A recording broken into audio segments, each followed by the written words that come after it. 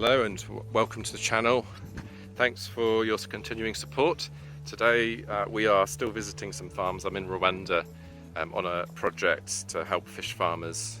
Got some very similar challenges to RAD farmers, and so it's good to be here to learn and to provide some support in terms of training and helping farmers.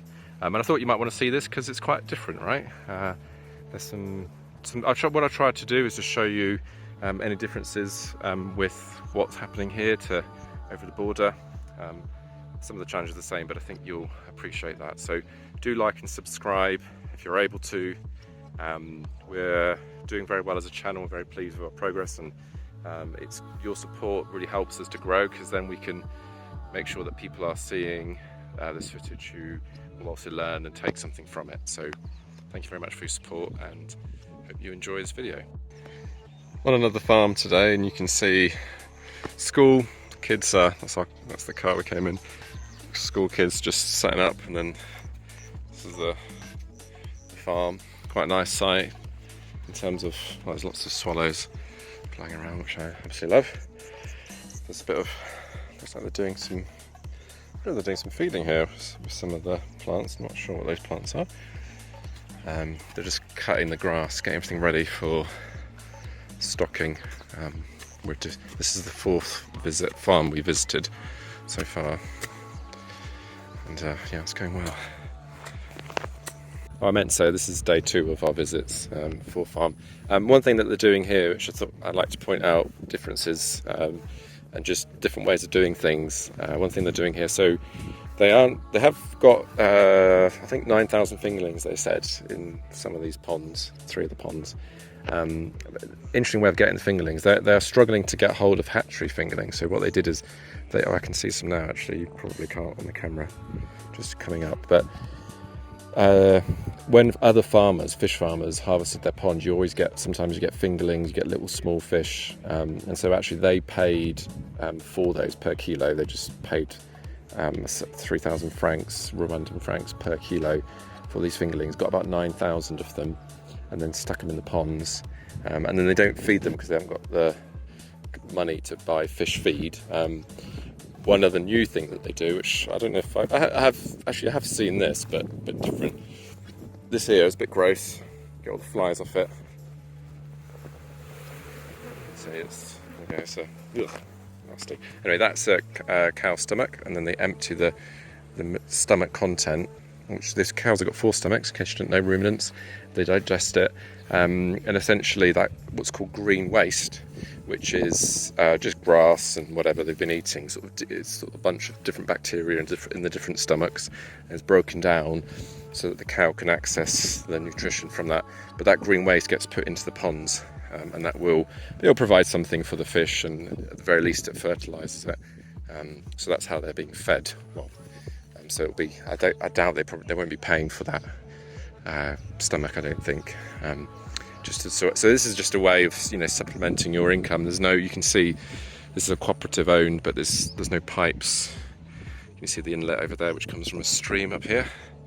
No pipes there, no pipes here, so it's just all sort of gravity fed. So there's a limit to the capacity of this group to do what they need. The water's changed quite a bit. It's gone brown because they just opened this channel whilst we're here, and so obviously the water's flowing in with the dirt. So you get silting, which is why you need to empty your ponds, and then when you're restocking. So it's quite an interesting site. Good chat with the farmers. We went through some calculations on yields. Things are getting great yields when they've got these programs where they get the fingerlings and the feed, and telling me they're getting 600 to a kilo feed of size of tilapia, which is very different. I've got a whole bunch of thoughts on that. But yeah, so really big fish from this program where they're just they're getting their feeds and the fingerlings for free. This of course is what they're doing. They haven't been able to get new hatchlings, fingerlings, and so they're resorting to quite innovative methods of getting the fish, and it's not costing them a huge amount. So yeah, it's interesting to see. We were just there, but they've actually got another site I mean, it's just there, but with some other ponds. You couldn't see them from over here. But this is the main road where the car was, and there's like this little bridge. It's very nice with the clear water flowing. Nice sight. They're not all like this. I don't know if I probably should have shown. Maybe I'll try to capture some more footage when we go. I don't want to. This is I think interesting for you as RAD viewers, because you'll get to see different farming systems in neighbouring Rwanda. We're very close. We're probably only 3 or 4 hours away if you were to drive. But it's interesting to see, I think, how the geography is a bit different. Different farming systems, different government, of course, different work, but it's similar challenges and problems. I'm on the last farm of the day, and I hadn't been going to show any footage of this because I thought, you've seen one farm, but actually this is a very interesting farm, so I couldn't help myself. One, absolutely stunning. Look at that. This is the lake. Just gone up my head to the lake Muhondo. There's the lake. You've got these fish farms, and then in the distance, can you see the volcanoes? Just all around. This is actually not too far from my place, but it's absolutely stunning. And I shouldn't. Obviously, my farm's the most beautiful, but this is. I mean, it's just absolutely beautiful here. You've got their yam leaves up there and cabbages. Some of this they use to feed the fish, and then they've actually got very, very interesting. I'll look at the volcano now. A very, very interesting way of harvesting production. They've got 23 ponds, which is quite a lot. I mean, very impressive. They started with one in 2007, and they've just expanded, and they've done a really fantastic job. So you can probably tell I'm very impressed. I've got a lot to learn from them. But they basically do mixed sex, so they have male and female fish in the pond, and then sort of 2 or 3 times a year they will just take the bigger fish out. Big fish, 400 grams up to 1 kilo. They will harvest those and then leave their fingerling, the fry, in there, and then they will come back after 3 cycles in a pond. They will drain it totally, which is good because you don't want to get inbreeding. And then they'll restock with fingerlings from another pond. So very, very good system. And I think what's most impressive is that, they've been going for a while. They've expanded the number of ponds from 1 to 23 now. And they have had some government support, some support in terms of the cost of fingerlings. They've done some monosex fish, and they've also had some feed. But by and large, they haven't. They've been buying some of the commercial feeds here, just not feeding at a subsistence level, not subsistence, sorry. What I mean is not feeding as much as the fish might want, but just feeding, comparing different feeds that they can get, supplementing it with some yams. Very good fertilisation in this pond. The sun's come out now, which is beautiful. And you can see how pea green they are. It's really good.